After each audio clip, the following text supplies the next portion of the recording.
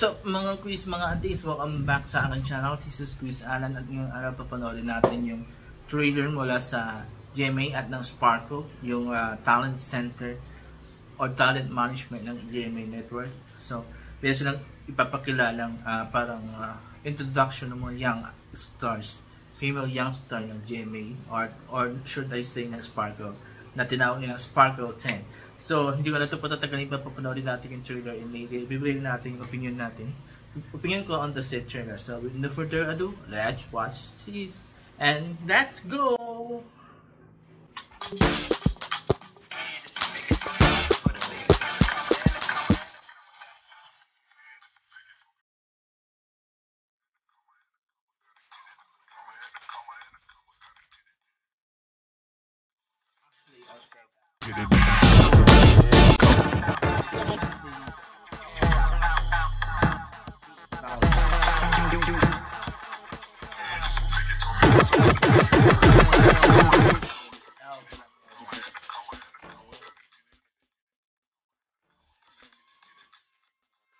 Get it, come on.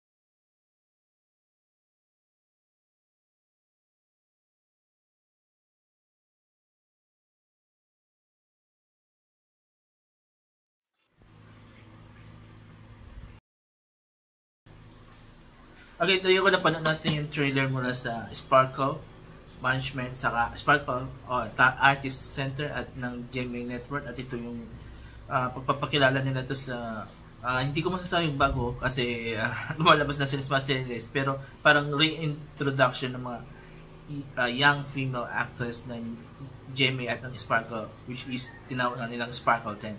So yung Sparkle to binubuo ni Shuvi Estrada, pinakabago, Ashley Ortega, El Villanueva, Angel Carjan, Lexi Gonzalez, Rabea Mateo, sino pa? Nakalimutan ko na iba. Lian Valentin, sino pa? Yun, I forgot the other three. Hindi. Pasensya na.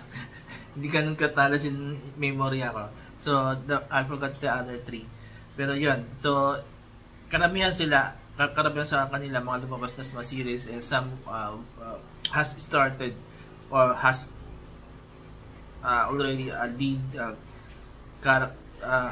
lead role sa isang series. So like Ashley Ortega, meron na siya yung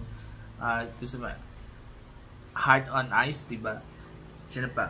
Tapos si Liam Valentin, nakilala naman sa pagiging kontrabida.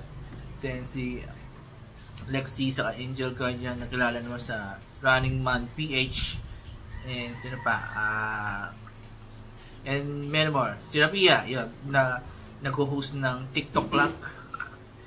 Shuvi Estrada, ito medyo support pa lang siya, and sino pa mga Liam Valentin, napagkita na yun. So sila yung mga naalala ko sa 10 yun, and parang this is the exciting to kasi ito yung mga young female star ng GMA na talagang gumagawa ng pangalan na nare-recognize ng mga fans, diba? So yun, maganda na meron ganitong ginagawa ang GMA na reintroduction para kahit pa paano ma-recognize ng mga iba pang fans o yung hindi pa fans ng mga artista na to, para malaman nila, ito yung mga artista na napanood natin o hindi pa natin napapanood, diba?